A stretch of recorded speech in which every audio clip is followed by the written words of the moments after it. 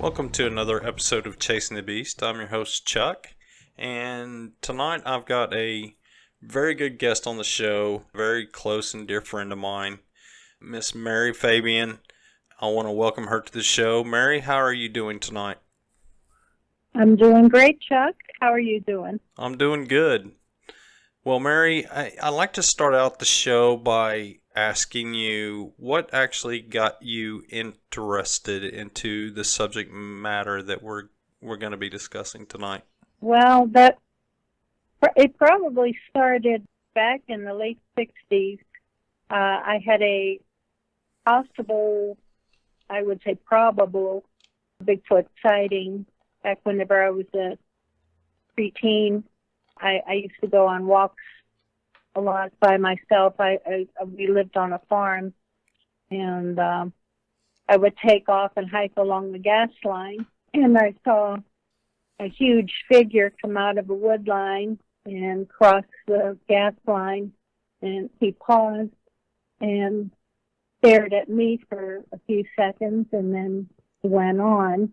He was about 100 feet away or so, and again, this is way back, and I'm just going by vague memories, but it stuck with me for all my life, seeing this huge figure.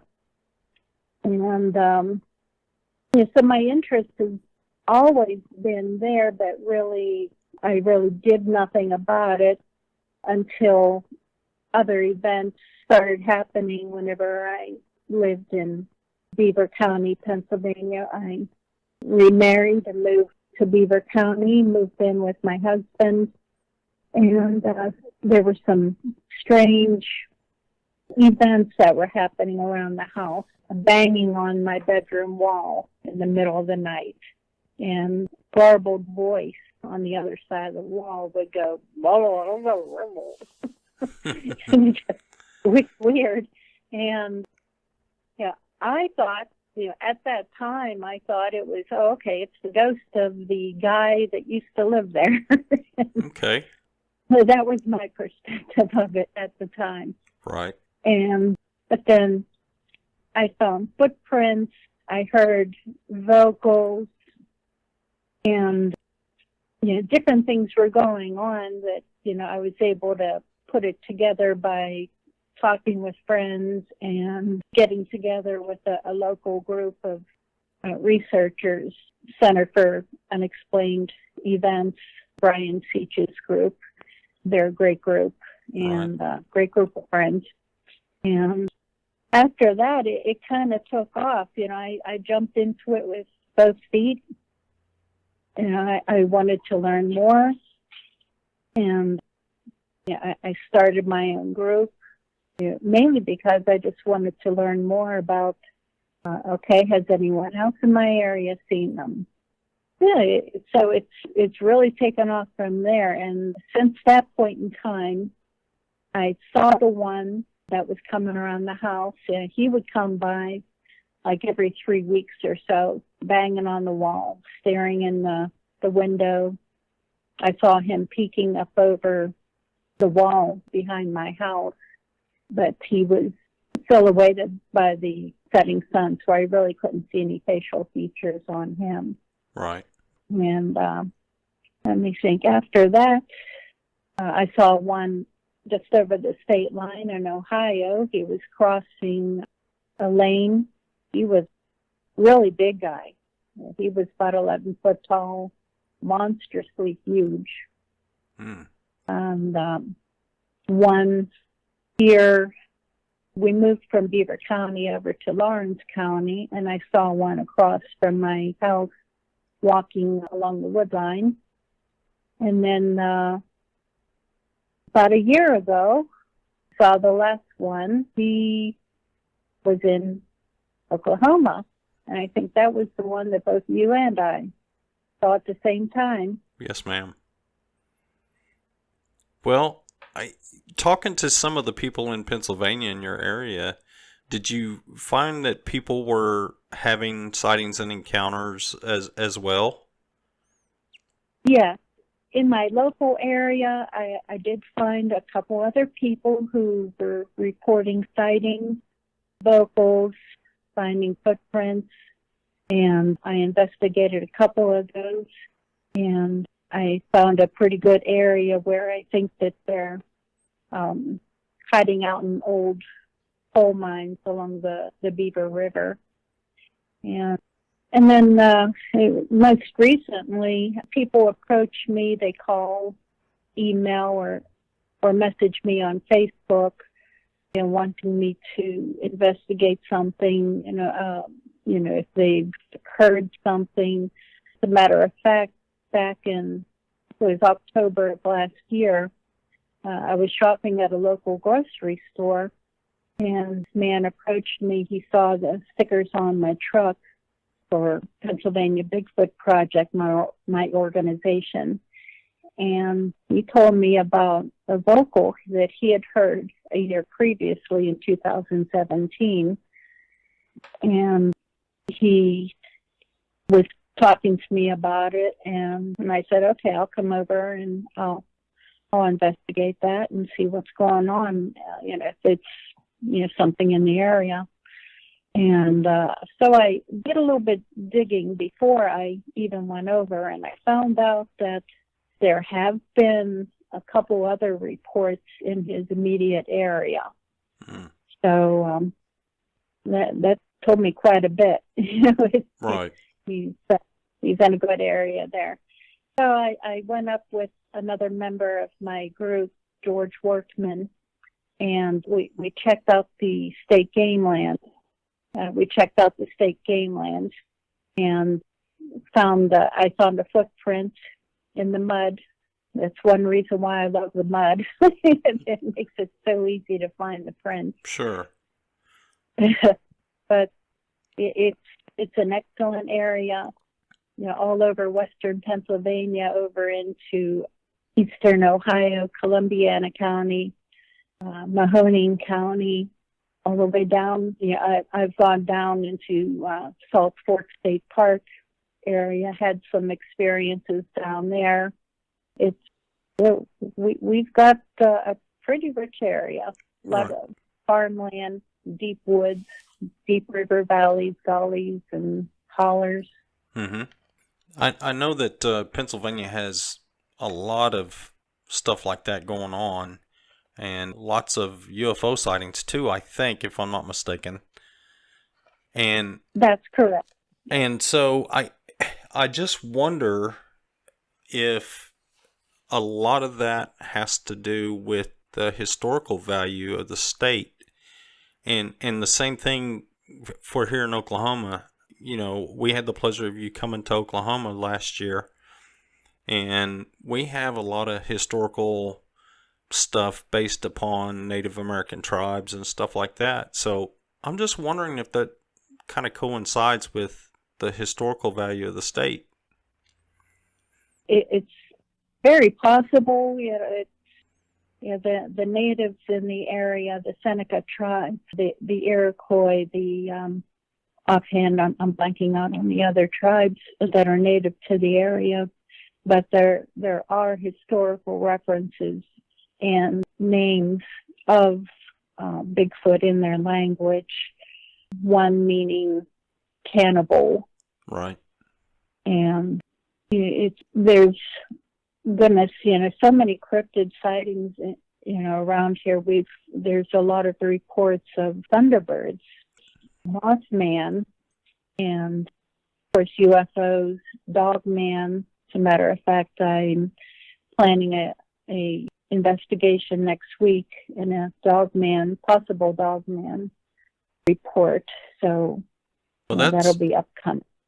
That's a subject that we're kind of dealing with here in Oklahoma now. One of my research partners actually saw 5 of them in a group cross the highway, and this is out in western Oklahoma, and we're possibly going to do some pretty good long investigations out in that area, just seeing if we can find them. But I've had reports of that here a lot here lately, of groups of them out in western Oklahoma, and by all intents and purposes, we don't really have wolves or anything like that in the state. if there are. I mean, I know there's possibly some stuff up in northwestern Oklahoma, but in this area out in western Oklahoma, it's a little bit different. And what was described to me was this thing had 4 foot long shoulders and probably weighed close to 400 pounds, and it leaped over a barbed wire fence and took one bounce on the highway and leaped over the barbed wire fence on the other side of the highway. And they said this thing was moving like lightning fast, and for that big a creature, I mean, I think it's a very good possibility that we've got a dogman issue here in the state, and possibly quite a few of the creatures running around. So yeah, it's crazy. It seems like the whole cryptid world, Bigfoot, dogman, and all the other cryptids, it's kind of ramping up right now, and I don't know what's going on, but the fact that there's more and more sightings of these things on a daily basis, something's going on. But yeah, who knows? It's possibility of more people venturing out into the deep woods, or it could be that the populations of them are returning. That they're just who knows? Right. But there are a lot of dogman sightings around this area. Up a little bit north of me, up in Mercer County, there's quite a few of them. There's, if you look up the Shenango, it's called the Shenango Dog Boy. And, that's a pretty famous case, I think from back in the 60s. Mm-hmm. So what do you think, what is your opinion on Bigfoot? What is your take on Bigfoot? What do you think it is? I think it's a flesh and blood relic hominid, a primate, possibly like a relative of humans, a relative of other primates, a relative of Neanderthals, a relative of Denisovian, Gigantopithecus. Okay. Just a unknown, right, yet undiscovered. That's my humble opinion. I'm kind of in line with you there. The fact that these things are so huge, and they have, to me, they're very stealthy and very quick. And if you have to be on your toes to be able to see one. And me and kind of know that from experience, because the one that we saw that night, that thing was gone in a second, and we just happened to be looking in the same direction. That's right. So it boggles my mind that they have this ability to do what they do. And I think that you can probably agree with me in the sense that they could be standing 5 or 10 feet away from you and you wouldn't even know they were there. No, you wouldn't. They can be down on their belly, hidden among, the leaves or under branches under a bush or something. And no, you never be able to see them. They just hide so well, so still. Right. And they're so quick. The one that we both saw in Oklahoma, that was, like you said, we happened to be facing in the right direction, and we were not looking at our cell phones. Yeah. and here he came running out, and I think we both figured that it was 3 seconds, or honestly less than 3 seconds, but I rounded it up to about 3 seconds in order to figure out, because I was curious. Okay, this guy was fast, but how fast was he? Mm-hmm. And so I went on the Google map and I took a software where you draw a line from one point to the next, and it'll show how many feet, and how many feet in 3 seconds. And offhand, I can't recall how many feet that was from point of the one building across the parking lot, across the highway, and into the woods. But it was my calculations came to that he was running approximately 52 miles an hour. Yeah, he was very, very fast. Yeah. And I think if we both would have blinked at the same time, we probably would have not even seen him. Absolutely. And I think a lot of people, they would see just a blur and wonder, okay, was that a bird? What was that? Right. Well, I know or that. Like myself. Oh, go ahead. I think what was going through my mind at the time, Mary, was, did I really just see what I thought I saw? And then, yeah, that's why I paused. Yeah. and then we kind of confirmed each other. And, I was just happy that someone else other than me had seen it, because I was thinking, I'm seeing things. I know. I paused. I was in shock. Did I see that? Yeah. and you happen to say, what was that? And I said, yeah, I saw it too. Yeah. What was amazing to me is as soon as we both confirmed each other what we had seen, I ran over to, I guess it was the managers of the casino who were out seeing what we were doing or whatever. And yeah. I went over to them and asked them, I said, do you guys got cameras on your buildings? And they're like, yeah, we got cameras all over the place. And I said, well, you probably need to go look at your cameras, because a Bigfoot just went in front of your casino and crossed the highway. And man, they took off to the casino like in seconds. And of course they're not going to come out and say, well, yeah, you did see what you saw. Nope. They want people to come in there to spend money instead of coming out there looking for Bigfoot. Exactly. Yeah. They don't want to turn away customers, paying customers. Right. So let's talk a little bit about the trip and that we took that week. And people are probably tired of hearing my perspective of things, but I'd like for you to kind of go into detail a little bit about that trip, and let's talk about that, if you don't mind. All right. No problem. That was a trip for the books. And my sister is Debbie Parker McGee. She goes along with me a lot on my trips. And at that point in time, I don't know if I could even call her a believer. At that point in time, she believed me. She had never seen one, but she believed that I saw something. Mm-hmm. And so that's as far as I could take it with her point of view on the subject. And but whenever Kumbo called me and invited me on the trip, I jumped at the chance. I said, absolutely. And so we took I think it was about 21 hours total that we were on the road.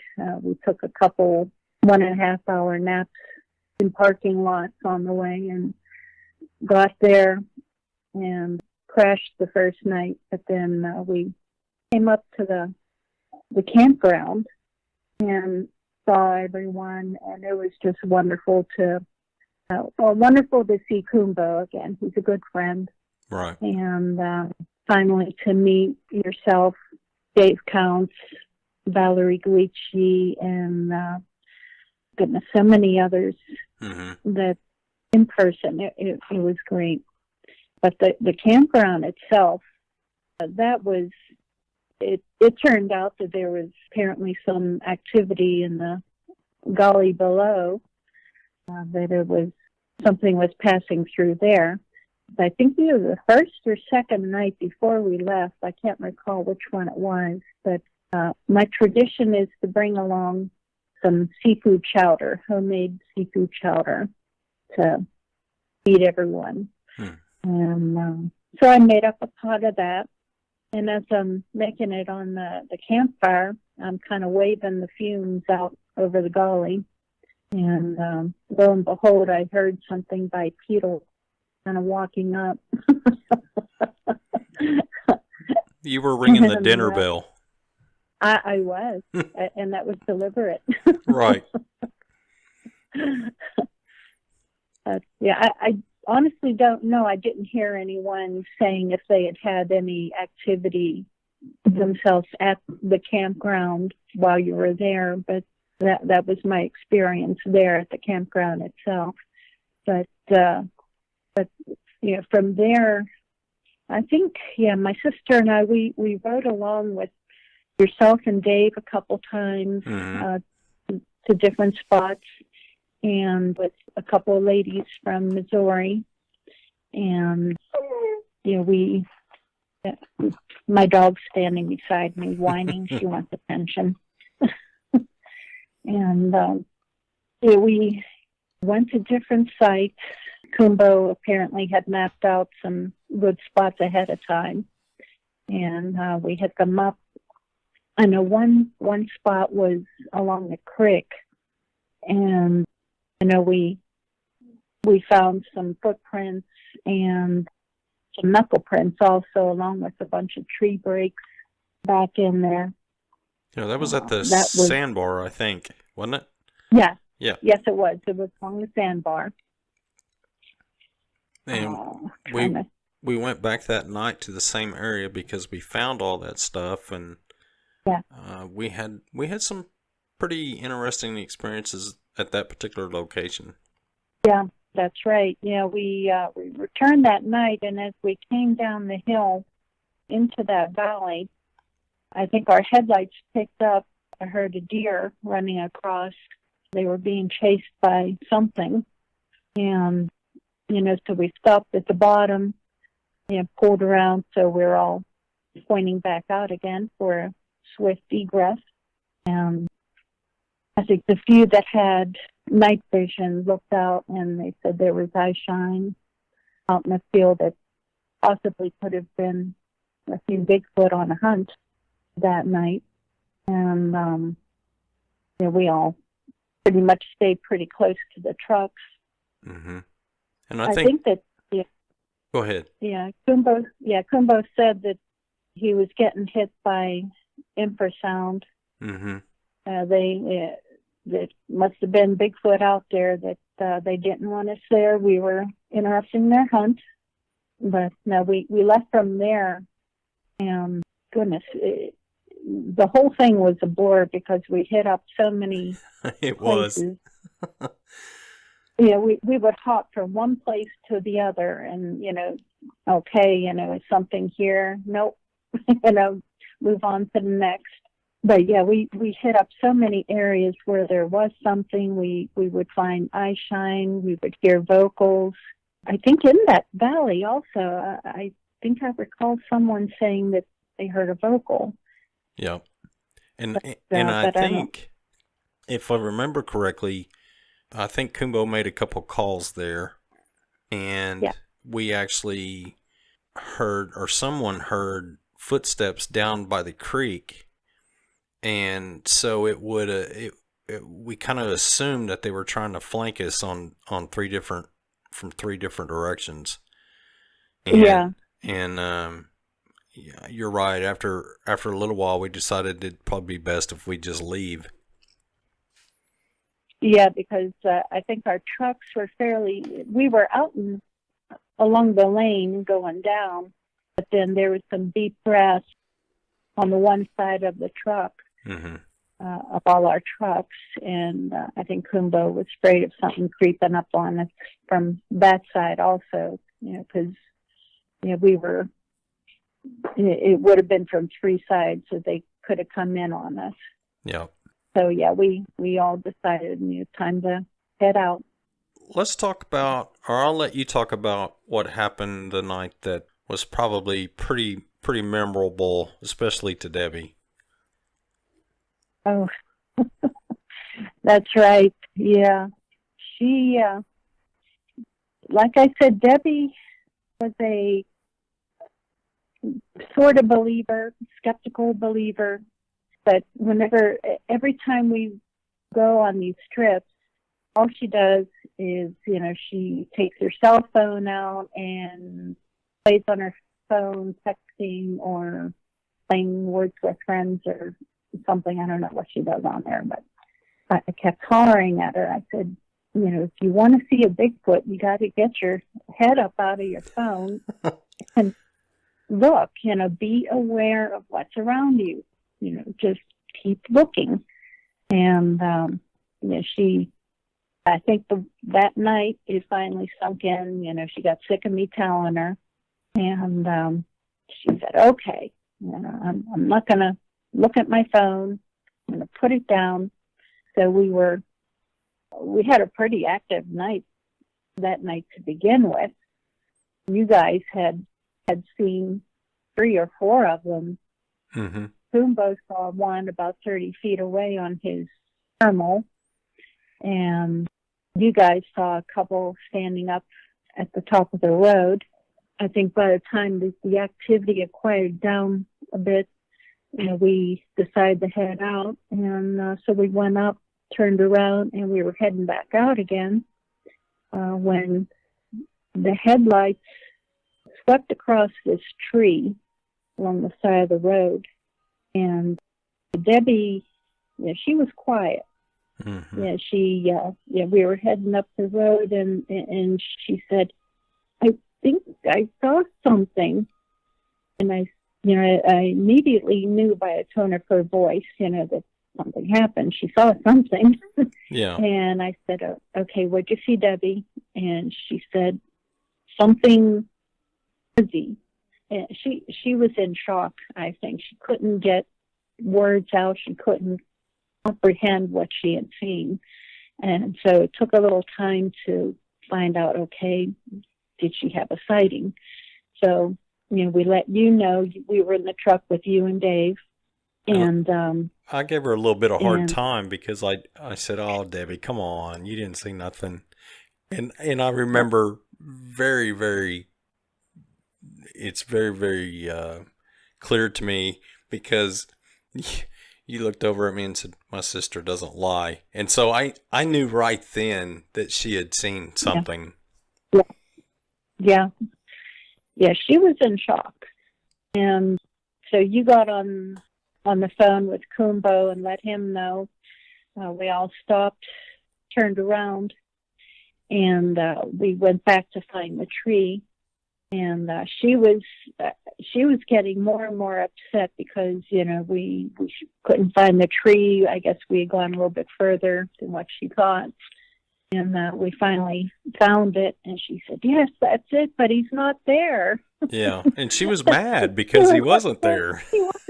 Yes, she was. But she said that this was a tree. It was a pretty big tree, about maybe 2 feet thick, and it had a deep fork in it, about 15 feet up. And she said she was sitting in the fork of that tree like a little boy on a swing. His hands were holding on to the limbs on either side. And you could see that, by the shape of the tree, that it would be perfect for something to sit in that fork. Yeah. And I think that the ladies in the vehicle behind us, they kind of confirmed. They said that after our truck had gone past, they saw something. They didn't see it specifically, but they saw a dark shape jump down out of that tree right after we passed. Mm-hmm. And Debbie, she still shakes whenever she describes and thinks about, what she saw. But she's a believer now. Yeah. More than a believer. She's a knower. and I think the most amazing thing to me was I saw a transformation in her. Yeah. I think the rest of the night she had the window down and had the spotlight hanging out the window, and she wanted to see another one. And that was... Yes. She was, when I remember when you all first got there, she was scared to death, and she did not really want to see one. No. But after what she saw, there was a transformation in her, and I think that kind of affects anybody and everybody that actually has a sighting or encounter. You get that desire to see another one. or learn more about these things. Absolutely, yeah. She went from hiding in the truck, on her phone because, while I still am very protective of her, I hustled her up into the truck, whenever that wild hog came through, got her in there as quick as I could. And sightings can go two ways. It depends, I think, on the person, and I think it also depends on the support system. Mm-hmm. And we were supportive of her. We were encouraging of her, of her sighting, to let her know that, we don't doubt you. We know you saw what you saw. Right. And so she jumped into it. She grabbed my spotlight and she shines it up into the trees now. She wants to see another one. Yeah, that was an amazing transformation that she had. Absolutely, because it so easily could have gone the other way, where she could have shut down and just be totally afraid of going up again. It's a delicate balance, I think, with different people. And again, it just depends on the support system that people have. And it makes me so angry whenever I hear people say that, they had a sighting, but their spouse and their families and their friends, they all make fun of them. Mm-hmm. And, it's just wrong. That people don't have that, especially from their close family members. Right.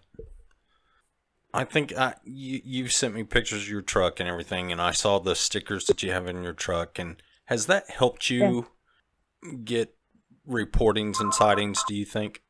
It does.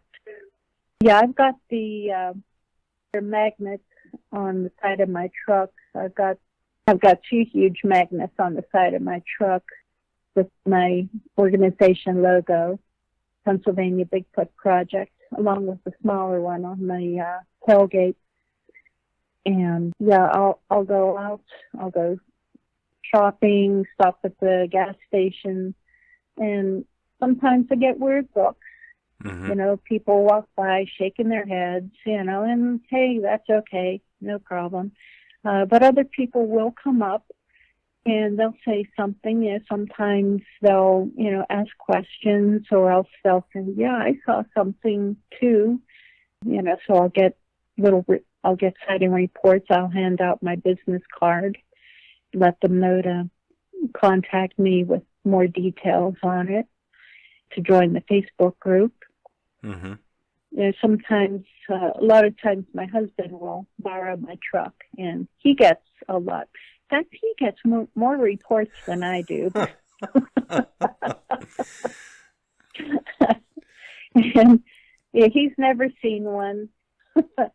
He believes me.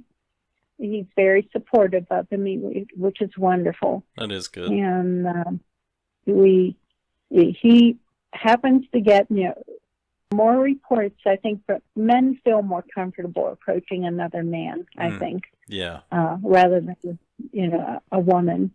So I guess in that way it's an advantage. That both of us, we can get the reports. But I'm fixing up my truck. It's 2018 Chevy Colorado that I picked up last year.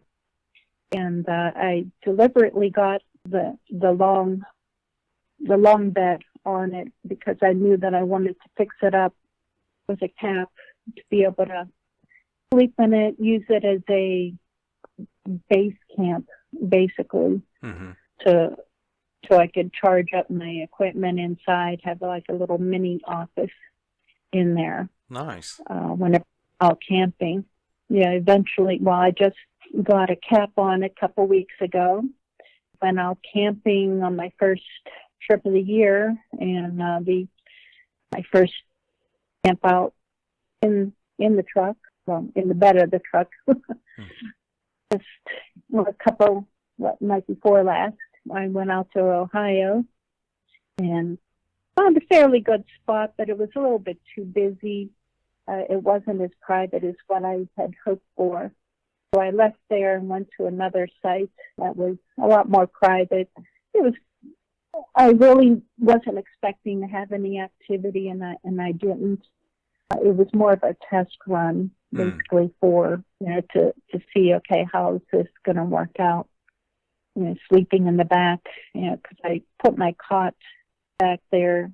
So what I'll plan on doing is building a platform, so it'll only take up half the bed, and the other half will be free to use like I'll have a little stand for an office to put my laptop, charge up my equipment. So that I try to get as many rechargeable batteries as possible, because I hate buying batteries. They're super expensive. Yeah. So if I can charge them up by solar or just plugging them in USB, then, I'll do it. Probably remember the big sticker I have on my truck. Of course, at work, I deal with a lot of truckers from the oil field, and that's the first thing they see when they pull into where they come into our location, and they see my truck, they see the sticker, and I've gotten guys coming in that start asking me questions. Of course, I like to say they open Pandora's box when they start doing that, because that, this is one of my favorite things to talk about. And Absolutely. And then I get these guys that come in that had lived in southeastern Oklahoma at one time, and they start telling me these stories. Well, yeah, I had this weird experience one night, and they start telling me their stories. So, man, it's the way I see my sticker and what you have on your truck. It's good advertisement, because people look at us, especially if they've had something. They're more open to come to us and talk to us about it. Of course, it's just like anything else. You also get these people that are deniers and unbelievers and that sort of thing, and they think you've lost your mind. But yeah, you kind of open yourself up for that. I hold meetings every so often, what I call sort of like a town hall meeting, at a local restaurant in a meeting room. Every few months I'll hold a meeting. I'll put a notice on Facebook on the events, let people in the community know that they're welcome to come, welcome to ask questions, welcome to learn, just to talk about, if they've had any type of experience, to see, if there's anything in the area. And it opens doors. I also get a couple trolls in there, and some, people, they won't openly say anything to me, but online, I get a lot of them. Sure. In the event notifications, they'll poke fun and so on. And a few of them have shown up to meetings, but on the most part, they're quiet, they're respectful. But I do get a lot of people asking questions, and I can tell that they're very, very skeptical, which is fine. It's a good way to be. I don't want someone to, jump in and say, oh, yeah, behind every bush there's a Bigfoot. But, right. Because everybody has to maintain some degree of skepticism, in the subject. But I've received quite a few reports, a few that I'm waiting for the weather to clear up so I can get out there and investigate them. Right now, most of the reports are out in the farms, a couple deep way out on a couple people's farms, and the ground is just too mushy, for me to get out there. Right now it's too wet. The whole town hall meeting thing that's a great idea. I've never even thought of doing something like that. Yeah.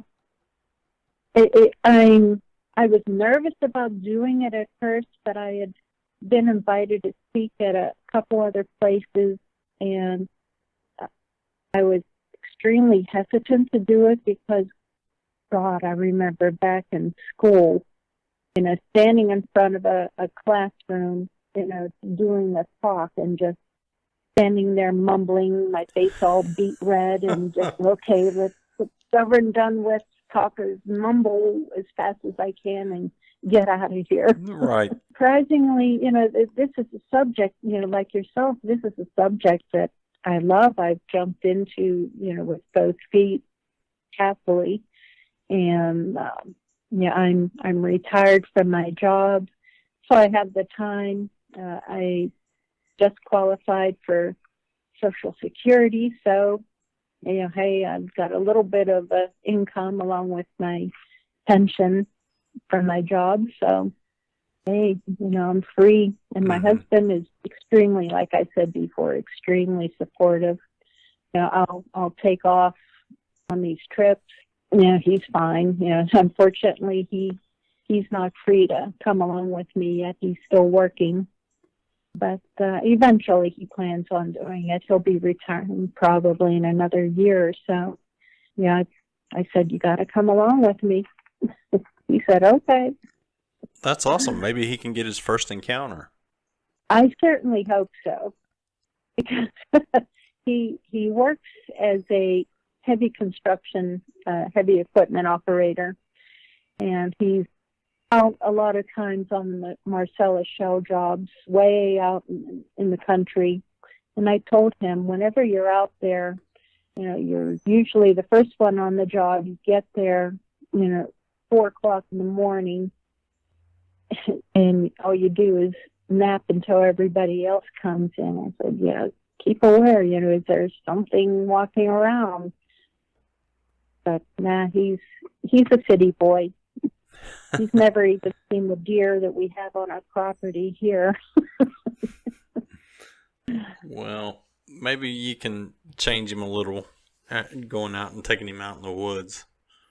Yes. Yeah. I haven't really done a show in over a month, and people were getting a little bit restless, and so I'm back in the swing of things. But for a month straight, I worked every day and didn't have any days off, and I worked 10 to 12 hours a day. And after a month of that, I was wore smooth out. And I'd come home from work and think, oh, I really don't want to do a show. I was just exhausted. It drained me.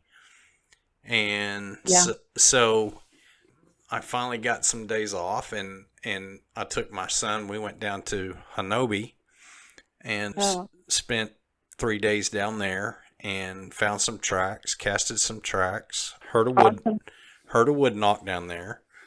And I love that area. It's a beautiful area. I enjoy it every time I'm there. And, I'm hoping that someday I can buy some land down there and build me a little cabin or something there. That's where I'd like to retire. And you give me a call whenever you do, because Debbie and I will be there in a heartbeat. You're going to Hanobi. That's, or how do you pronounce it? Hanobi. Hanobia. I don't think anybody really knows for sure how to pronounce it, and there's so many variations. But that area is just an amazing area, and the fact that they're there and they're active, and the people there know they're there. Yeah, it's just it's home away from home for me, and as you know and have experienced, there's not very much money that can be made in this subject matter unless you've got a TV spot or something like that. So I'm not looking to gain money. Somebody told me here a while back that I could make money off of my shows, and I said, you know what? That's not what it's about for me. Yeah. For me, it's about presenting the truth to people, because that's the most important thing. And absolutely, yeah. I haven't even really thought about that. Hasn't even really been on my mind. And, I get comments on my page about, well, we know you're making money off your shows. And I'm thinking, well, no, I'm not, because to make money off my shows, I would have to have some kind of commercial during my show or something like that Yeah. to get some kind of money. And I said, if you listen to my show, I don't have any commercials, and I'm not in, Right. I have no intention to do that, because Right. that's Yeah, not. people don't understand, how YouTube works. You have to monetize. Mm-hmm. You have to have the commercials on there, and in order to do that, YouTube has specific rules and on how many views that one video has to have before it's even eligible to be monetized. And even then, you only get pennies. Yeah. So, no, you're not going to make money on it. And, God, it's, I'm in the hole. I don't know how much money, but,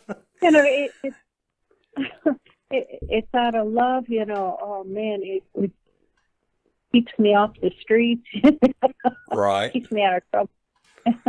But no, I just love doing this. I love helping people, who are questioning. I think that's my main purpose, because I remember whenever I first got into this, I approached, the two big organizations, BFRO and the local Pennsylvania Bigfoot Society, and no one would answer questions. It's as if, okay, you're a nobody. Mm-hmm. We're not even going to speak with you. You're nothing. So, and I thought, well, this is ridiculous. How on earth, are you supposed to learn anything whenever they won't even talk to you? And so I found another local group, like I said, Brian Seach and the Center for Unexplained Events, and they helped me quite a bit. And they assist me whenever I, have some investigations that run a little bit more into the paranormal realm that I won't go into. I refer those to them. Right. If it runs into ghosts and the spirit world, that I won't touch. Been there, done that. I don't want nothing to do with it. Yeah. And I'm kind of the same way, Mary. If I can't punch it in the belly or in the face, I don't want to have anything to do with it. Exactly. Yeah. Yeah, I've lived in haunted houses before. I don't want to bring anything to my new home. Right. I want nothing to do with it. Me and the guys that I research with, we've actually kind of came to a conclusion, and maybe you can give some of your opinion of what I'm fixing to say. But we have this feeling that some way, somehow, Bigfoot mark us. And what I mean by that is, after a certain period of time of going into certain areas, they know who we are, they know our intentions, and they're more likely to come around us after feeling that. And we can go to several places around the state, and if there's Bigfoot in that area, they will come to us. And have you ever experienced that yourself in any shape or form? Similar, and I know what you mean, and I don't know if it's a matter of them marking you in some way, shape, or form, or if it's a matter of them recognizing the sound of your vehicle, your specific vehicle, the car door, truck door closing, the sound it makes, your voices. Mm-hmm. If they recognize that and know, okay, these are K people, I can play with them. But in my circumstance, I think that I kind of fell into a previous habituation situation where the woman that used to live in the house, I suspect that she had been feeding the one that kept coming around to my home every 3 weeks. And she died when my husband bought the house, and then we married, and I moved in, and, I experienced what I experienced there. My husband put motion sensor lights on the sides of the house, and I would go out and they wouldn't trigger, and I was wondering, oh, okay, well, why are they moved? They're pointing away.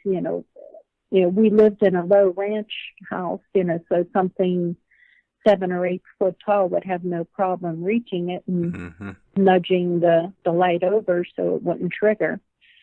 And this would happen all the time, because he would come by. Like I said, it was about every 3 weeks or so that he would come by. He would sneak up to the patio door and peek in, and I would know that he was there whenever my dog, she would start growling softly.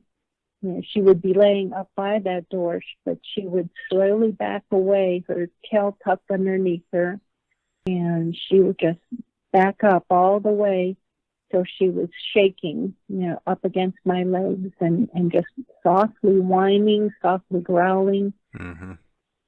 But, this would happen so often, and, I just got so angry about it, that this thing was bullying my dog. Right. He was trying to scare me, and it wasn't happening. He was just making me mad. One night I grabbed, I think it was a golf club that I had sitting by the door. I just grabbed it, opened up the door, ran out, and I was hollering at him. I said, "You big bully, you just stay away from my dog. Stop scaring my dog." Yeah, he ran off, of course. I didn't see him, but even though I let him know that he wasn't scaring me, he wasn't bullying me, I wasn't having it. Mm-hmm. But he would vocalize every so often. I could hear him. I could hear tree knocking. Different things would happen in the area. And then one night, after a pretty good vocalization, I was listening to it. I was looking out the bedroom window, and a dark SUV came pulling up to my neighbor's house. This was about 12:30 at night, and this guy got out, knocked on my neighbor's door. My neighbor was a single lady, and in no way, shape, or form was she going to answer the door in the middle of the night. So he got back in the car, and they drove off real fast down the road. So I figure, something's going on. You hear about, the black SUVs, Sure. The government people trying to intimidate and so on. Who knows? Right. It's it's interesting that you say that, because I've had my phones tapped before, and I had my laptop tapped, and I was sitting here one day at my laptop and wasn't touching the mouse or anything, and my cursor started going around my computer screen and opening up files, and I was like, what? What the heck's going on? And I've gotten audited by the IRS. I've never ever had any issues with paying what I owe, and sometimes you might hit a nerve that kind of upsets somebody, and they want to either scare you or try to get you to shut up what you're talking about, and I'm not going to do that. And what's funny, Mary, is the times that I feel like my phone has been tapped, sometimes I'll hear music in the background, and it's not coming from me, and it's not coming from the person I'm talking to, and I'm thinking, okay, they're listening. And then other times I'll hear what sounds like a typewriter or some kind of teletape or something in the background going off, and every time I hear that now, I say, man, I sure wish you guys would come visit me because I'm really needing a good paying job.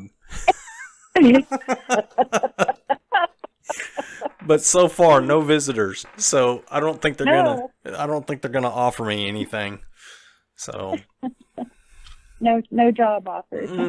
not yet. But Yeah, yeah. Everything I have on, I have nothing secret on my computers. Everything is publicly. All the web links that I have in my bookmarks and everything, they're all publicly accessible. So yeah, nothing's hidden. Mine too. I share everything. Yeah, same here. I'm pretty open. I tell everybody, join my group. You want to learn, ask me anything. I'll help as best as I can. To help you learn. It's nuts. The amount of intimidation. The trolls especially. Mm-hmm. Calling us stupid inbred rednecks or whatever. I don't know what all that they come up with. I don't pay attention anymore, but play with them for a little while and put them on, and then I give them the hammer and kick them out. Mm-hmm. What's sad, Mary, is what I've noticed over the couple years that I've been into this is that the Bigfoot community as a whole is sometimes, well, not sometimes, most of the time, they're as bad, they're worse than the people that don't believe. Yeah. And it's like sharks going to a feeding frenzy. It is, and from what I hear, it's throughout the entire paranormal field. It's not confined just to Bigfoot cryptid researchers. It's all over, and I don't know what it is. People think that they're going to get rich and famous, so they have to push down everybody else who they think is a threat to them. Mm-hmm. I couldn't care less. I'm not in this for the money because I know I'm not going to make any. Right. Anyone who thinks that they're going to make any money, like you said, they're going to have to get on TV or do something, get on the even the convention circuits. I don't think that pays very well, if at all. It doesn't.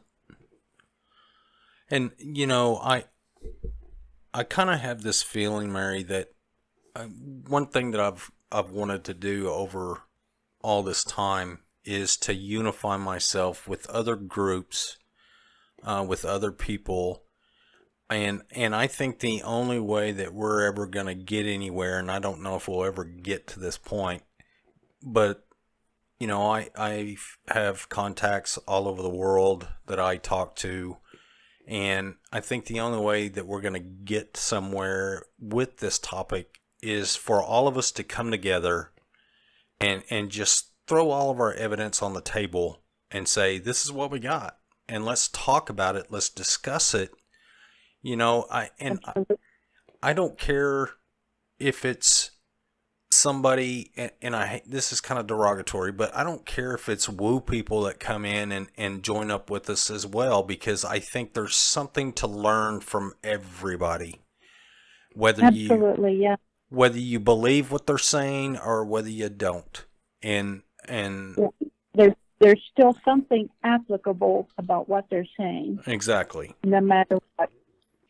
So yeah, information is information. That can be used and put forward towards the research where we all can learn from one another. And yeah, I wish that, there was a central database for us to openly share everything. Yeah. I used to have a map, a worldwide map of sightings, sighting reports that I had. And it was pretty comprehensive. It took me a while to put that map together. It was online, well, some troll got in there and totally deleted the entire thing. Oh my goodness. And it was, I had it publicly accessible so anyone could look at it, see, okay, is there a sighting in my area?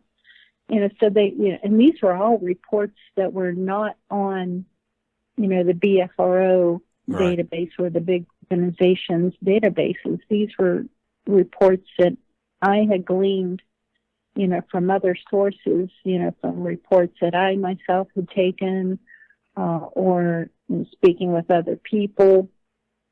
This, and you think, okay, why? What's the purpose of destroying something that, everyone can learn from? Sure.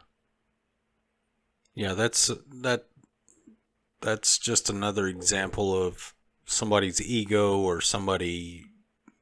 I don't know. This world is becoming a strange place. It really is, and but all we can do is just keep going like we are, Mm-hmm. and okay, somebody wants to learn, come on, ask your questions. We've all got pretty good contacts, with not just our inner group, but with a whole bunch of people all the world around, Mm-hmm. that we can ask questions of, have you seen something like this? Or do you recall reading something about this, and tying it into what someone else says, has reported, and saying, okay, this is an activity that's okay, that the Yowie in Australia is also doing, Mm-hmm. that Bigfoot in our area are doing the same thing. Right. And I've noticed that too as well, Mary. I mean, the stuff that I find here in Oklahoma, I've talked to people in Australia, London, England, Mm-hmm. Ireland, and Scandinavia. They're finding the same exact things that I'm finding here in the state of Oklahoma. So, Yeah.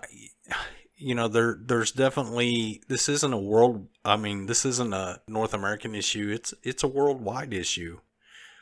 And Absolutely. and some governments, I think, treat it a little bit better than ours. I use the example of China, where they have a forest over there that's dedicated to the wild man, which they call the Yaren. Mm-hmm. Yeah. They have two bronze statues sitting at the entrance to the forest, and the statues are a female Yaren with a baby Yaren. And Mm-hmm. I'm thinking to myself, okay, how come they're willing to accept something like that, and yet our government, they try to sweep it under the rug? Yeah, I don't know. I think it's more out of fear on the government's part as to the masses, how are we going to react? The people who don't know,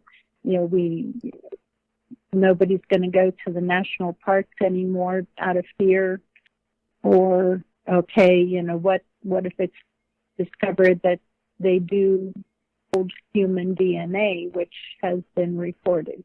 Mm-hmm. What then? We're going to give them food stamps and voting rights? What? What? Right. What will be the consequences? If they are publicly acknowledged and recognized.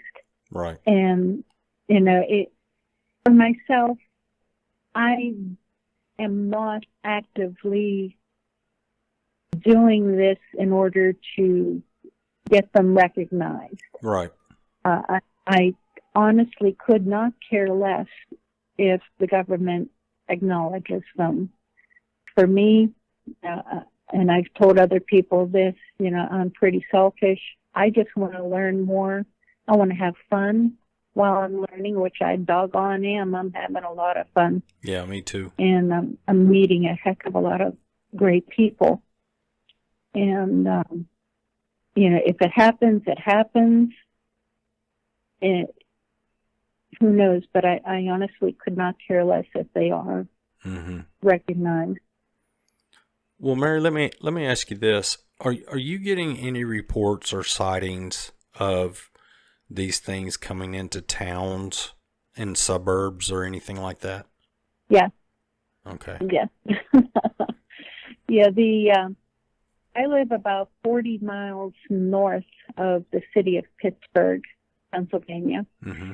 and there are quite a few reports on the northern end of Pittsburgh, the northern suburbs, where they are going around. There's the topography in this area is where the foothills of the Appalachian Mountains here. There's a lot of deep gullies, deep hollers, river valleys, deep river valleys, deep creeks down in those hollers, and a lot of good places, old abandoned coal mines everywhere, including close to the city. A lot of places for them to hide, not just right there, but, you got to think about, okay, there's so many places to hide out in the open also. That anything can crawl into, underneath a building or behind a old abandoned car or something. If you look around, there's a heck of a lot of places for something to hide. Right.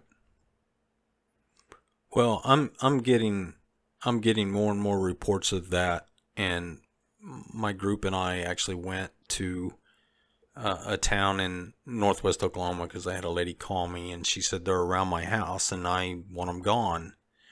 And would you guys come out and talk to me and kind of look things over? So we went out there, and this lady lived in the suburbs of the community, and there was houses all around her, which was amazing to me because when we pulled up there, I wasn't really thinking, yeah, she's got a lot of activity. I wasn't thinking that at all. But once we got there and we got out and started looking things over, yeah, she has them on her property. And there's a creek that's like 100 yards behind her house, and the creek actually flows into a river, and they're coming from, I think they're traveling up and down the river there, and they're coming up the creek, right, and going to different houses in the area. And we found a big handprint on our trash can. We found what was left of 23-inch tracks in our yard, and I was just amazed. I mean, I wasn't thinking that was possible. But there's a gentleman that lives across the creek from her on the other side of the creek that's kind of catty corner, and he raises goats, and he lost 25 goats last year. And, oh my. And the authorities came out and did an investigation, and they told the gentleman that there was a big, large pack of wild dogs that was running loose that was killing his goats. So, I was just amazed that they were getting so, I don't know what's the word to use, brazen or brave or something like that, to come into urban areas. And I don't know if it's because the population is growing so fast, because we find baby tracks all the time. And I found baby tracks this past weekend down in Honabi. So they're definitely having young, and I think the population is increasing more than what we know it is. Yeah, I think so also, yeah. Yeah, I'm finding quite a bit of, smaller, 4 or 5 inch footprints also. Yeah, reports from a lady who lives close to the city of Pittsburgh, just outside, where she's had activity for years, where she found rocks stacked up in front of her house, and she took them down and stacked them a different way. Well, she'll come back home from work, and here they are, stacked back up again. Yeah, it's something. Yeah, it's a growing population. Mm-hmm. I think so too. And something's going on for them to come into towns and city limits like that. I got a friend that lives in Louisiana, and he lives down by Shreveport, and he told me on 2 different occasions he heard one scream in the north and he heard one scream in the west of the town. And he told me, he said, Chuck, these screams came from inside the city of Shreveport. He said they were inside city limits. And that, hearing something like that is just mind-boggling to me, because the reports that I used to get, it was way out in the country somewhere down by a river or something like that. And now I'm getting these reports that, we're seeing them in town, and that just kind of blows me away.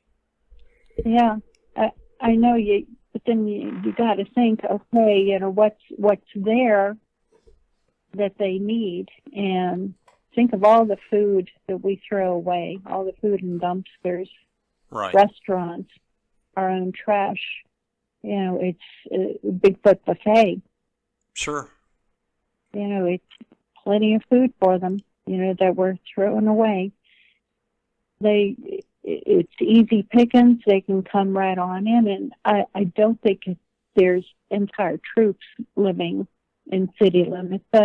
I'm of the opinion that it's more of the perhaps rogue males, wandering around. They're not connected with a troop. They're just out there finding food, finding shelter somewhere, and living their lives among us. Getting their entertainment by banging on the side of our houses or peeking in our windows. Yeah, they want us to come out and play. Yeah. I'll come out swinging with my golf club. There you go. Well, Mary, talk a little bit about your organization, if you don't mind, and kind of tell people how to find it, and describe a little bit about what you guys do and where they can actually reach you and stuff. All right. Well, I have the Pennsylvania Bigfoot Project, my organization. I'm primarily on Facebook. It's a Facebook group. I'm also on Twitter. I have a YouTube channel, and where you can see my videos.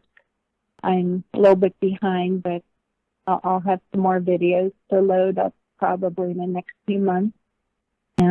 But it slowly built from just passively gathering information, getting in contact with other people more knowledgeable.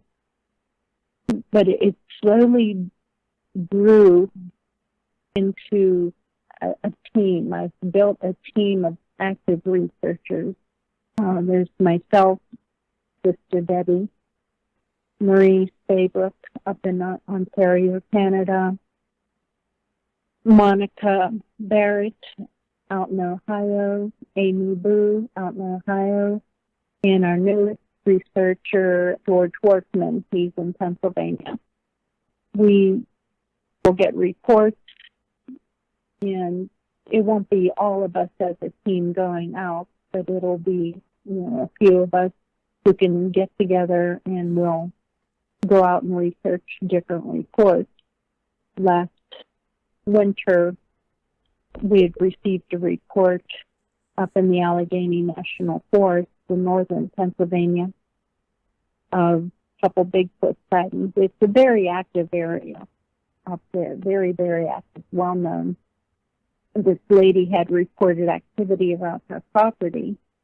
So myself and Amy, we were going to go up along with a team from Ontario. They came down and we did a co-research trip with the Seeking Ontario Bigfoot. And we had a great time researching this lady's property, going around the area, found quite a few tree structures and prints. We had some activity during the night. We do quite a bit of co-research with other teams where we'll get together, share resources, and we make a lot of good friends that way. But we research primarily in eastern Ohio and western Pennsylvania. I've gone down a little bit into West Virginia. I want to get into that a little bit more this year. But we've got a bunch of trips coming up. We've got a public group camp out that I've got planned for July for members of our Facebook group to come up for the week. We're going to be camping out near the Kinzoo area in the Allegheny National Forest. It's open to whoever wants to come. Just join my group on Facebook. I'll send you the information. And we plan on having a great time. And nothing formal. I'm not going to have speakers. I tried that last year. And I think this year, from now on, we're just going to do just informal campouts, with whoever wants to come along. And so far, there's about maybe 30 people or so that's going to come. And I do that along with those little town hall meetings. But yeah, if you want to contact me, primarily just through Facebook, and just get on the group, and you can private message me. My name is Mary Fabian, and just like the singer from back in the 50s, if anyone is old enough to remember. But I know one thing. I wanted to make sure that I give credit where credit is due, because whenever I had gotten onto Facebook, and I had gone on a bunch of different groups trying to learn and figure out, okay, just what are these creatures? I ran into a few people who honestly did not know what they were talking about. But then I found Tim Kumbo Baker and the group that he was with at that time, and Jim Hart. And those two men, I want to thank for helping me, for guiding me, giving me excellent advice and help on, whatever I ask of them. Wonderful men. I couldn't ask or say anything more on, how much I love those two guys. Oh, I think, Mary, I think there's quite a few of us that have that same sentiment. These guys are awesome. They're very knowledgeable, very intelligent. Yeah, And, absolutely. Like you, I've learned a lot from Jim and from Kumbo both. I don't think I would be here today doing what I do if it wasn't for those guys and knowing what I know. Yeah. So. Yeah, and I just try to, do what they do, go with their guidance, and just pass it along. Yeah, I want to help, teach others. They taught me. I'm still learning. But, I try to pass along what I know, just like they do. And, if someone comes, searching, heck, I'll help as much as I can. Right. Well, Mary, as always, I hate to wrap this up so soon, but I enjoy talking to you, and it's a pleasure and an honor to have you on the show. And for any of y'all... Thank you, Brad. Oh, you're very welcome. Very welcome. For any of y'all who are looking for very informative information, again, get on Mary's Facebook. There's a lot to learn there, and you can learn about these things and contact Mary if you're interested in going to camp out that they're having this year. Mary does a lot of stuff for the community and puts on a lot of different things. And, you know, she's one of the top people in the field up in that area. So, you know, give her a shout. And, Mary, again, thank you for coming on the show. I really appreciate it. Looking forward to go on more expeditions with you and Debbie. You guys mean a lot to me. Oh, absolutely. Anytime. You know, I keep saying I want to come back out to Oklahoma, and I definitely want to get back in there. Yeah, it's definitely an active area. Yeah. We have found that out. So, well, folks, if you've had a sighting or encounter that you would like to share with us, send us an email at caschlabs@icloud.com. And as always, thank you for listening, and you folks have a great night.